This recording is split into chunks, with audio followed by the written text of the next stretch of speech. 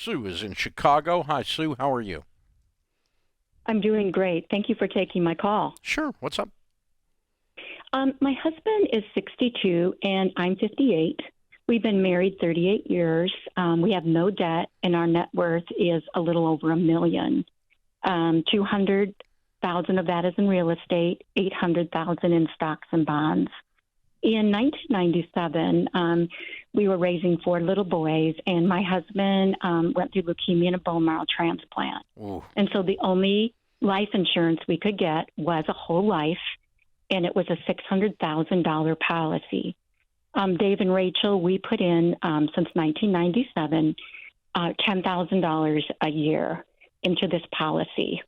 Now, fast forward 15 years ago, my husband had a heart attack and 5 bypasses. Longevity in his family, the men, just historically do not live long lives. So here is our caveat right now. All the boys are through college, married. We have 10 grandchildren. And this life insurance policy, the cash value is now around $240,000. My husband and I are trying to make this decision. He is still working.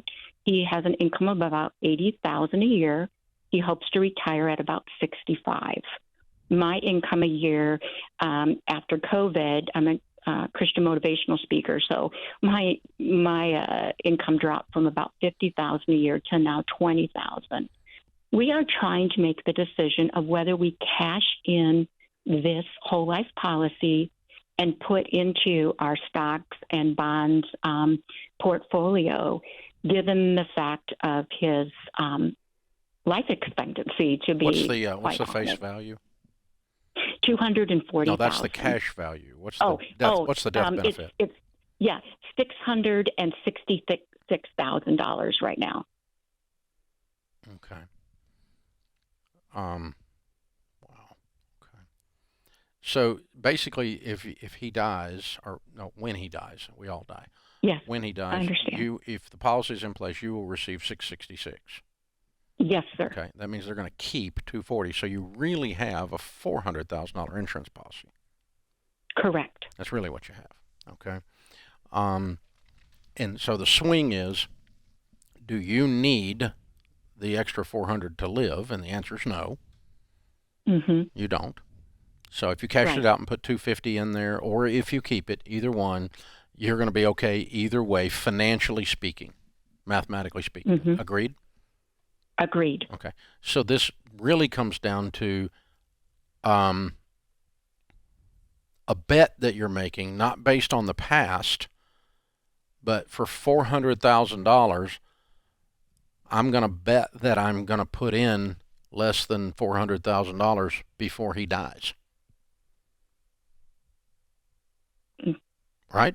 Mathematically, Okay. it's very cold-hearted, but it's a math thing. Okay. And so it's and what's the Like, could she save another Is 400? it still at no?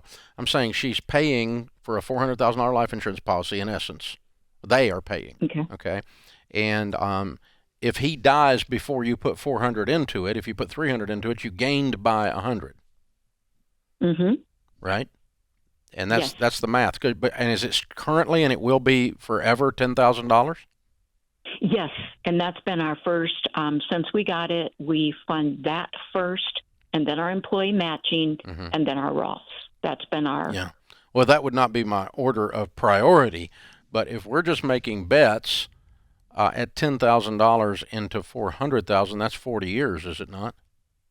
Yes, it is. So if you're just placing bets on the math, you're going to keep it.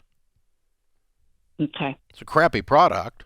I probably would have dropped it 15 years ago or 10 years ago and saved that money and quit then. And I hate it. I think it's a horrible product. But at this stage, what it's come down to is if you're going to get 666 upon his death, which is a weird number, by the way, but yeah, it is. It is. But if you're going to get that upon his death, then and they're going to keep 240 of yours. That's 426 difference. Then he's got to live 42 years before you don't come out ahead. If I'm doing my math right, am I doing something wrong? I mean, 400 divided by 10 is 40, isn't it? Yes. Yeah. Yes. And so 420 divided by 10 is 42 years. He's 62, so he's got to make it to 104. Probably not happening. I mean, I'm probably not making it to 104, and I got longevity in my family, so, you know. Right. But and she comes out better ahead doing that versus cashing it all out, taking that 250 and putting it in an investment. Yeah, I mean, that's a very simplistic way of doing it, okay? If we want to get one more level of sophistication, we could say the present value of that money. Right. In other words, were you to invest $10,000 a year, how long before, at an 11% rate of return in your stocks and bonds, what the market has returned, how long before you'd get to 400,000? I don't have that off the top of my head, but it's probably still 20 years. Right. So if I'm tracking with you right, because this has been a dilemma for me. You know, we're pretty financially savvy. We did Larry Burkett before we heard of Dave Ramsey, and have done the envelopes before they were cool. And I think about if I pull out, pull out the cash benefit of $240,000 approximately, and I invest that. Plus, I'm freed up $10,000 a year to You're also right. invest. You're right. Your equation is more complete than mine. You're right. Right. You're exactly right. It kind of swings this pendulum the other way. Well, you got to get to if you do that, you got to get to 666, but you'd get there with the 250 you'd get there in invested. 6 years.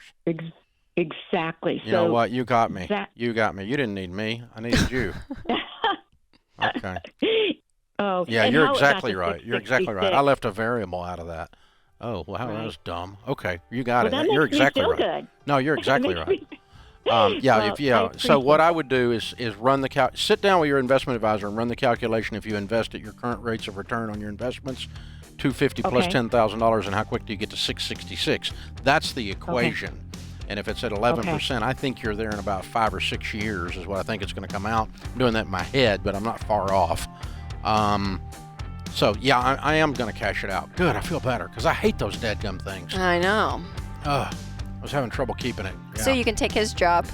Yeah, Sue, Christian motivational speaker. Yeah, you can, we have need for you. You also do math.